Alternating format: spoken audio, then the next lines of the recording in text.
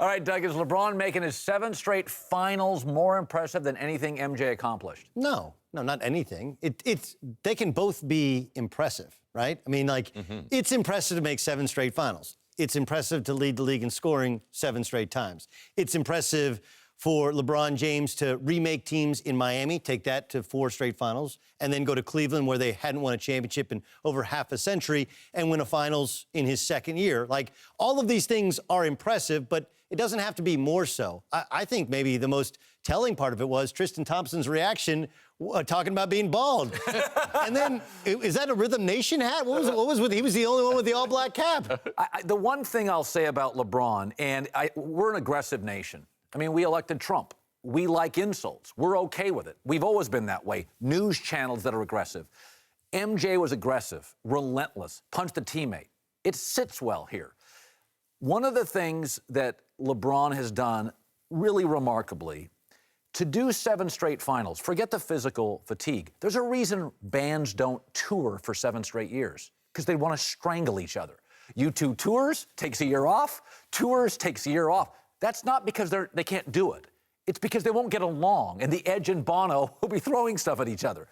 I think the daunting emotional task of 7 straight years of just living with the same sort of guys, I think that's part of the DNA of LeBron that Michael didn't have, and I think it's something. Well, for one, if you're going to look at the accomplishments as far as 7 straight, what Michael did in winning 6 championships, but not in 6 years, there's a reason for that, because he took a break. So we have to look at LeBron in the area that it's in. Like right now, let's look at it in real time. Man, it's freaking impressive. Yeah.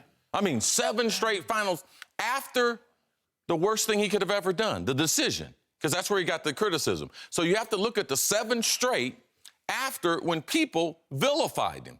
So he went to Miami, took them to finals 4 straight years. He's been back in Cleveland. They have no success in the Cleveland history. And he's back in the finals again and with the championship. It's very, very impressive. But 6-0 will always be the benchmark for a lot of things. But we put LeBron in unfair comparisons, and I believe this one is unfair. I don't think it's unfair. I think it's the most impressive single accomplishment by any one player in NBA history.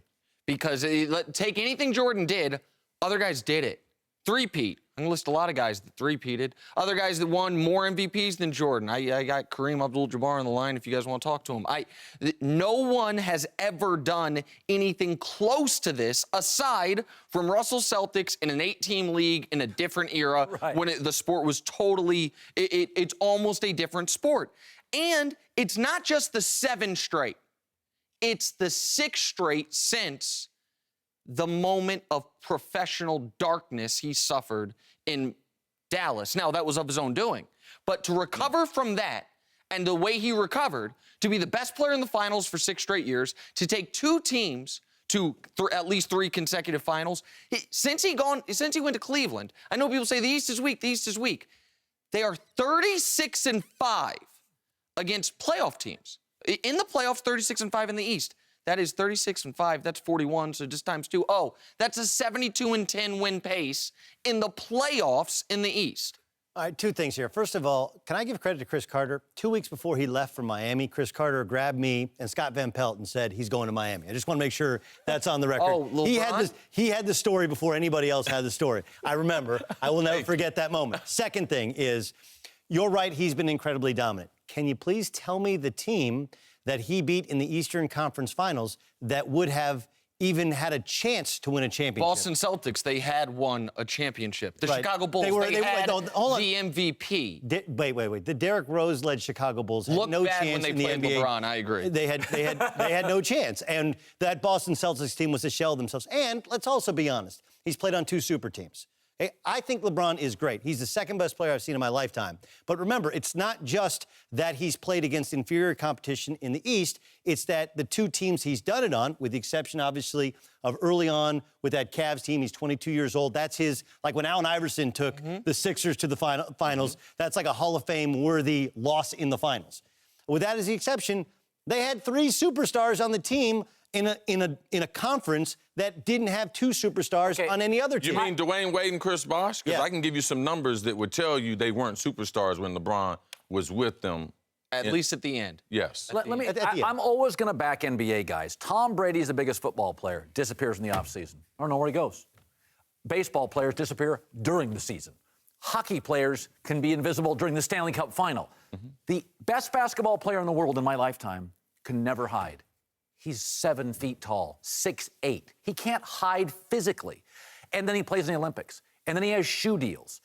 One of the reasons I always back NBA guys, they get no break. They don't get a break going to the grocery store. Tom Brady could go to L.A., hat on. I wouldn't recognize him. NBA players, the emotional endurance to go 7 straight years as the world's icon, to me, is remarkable.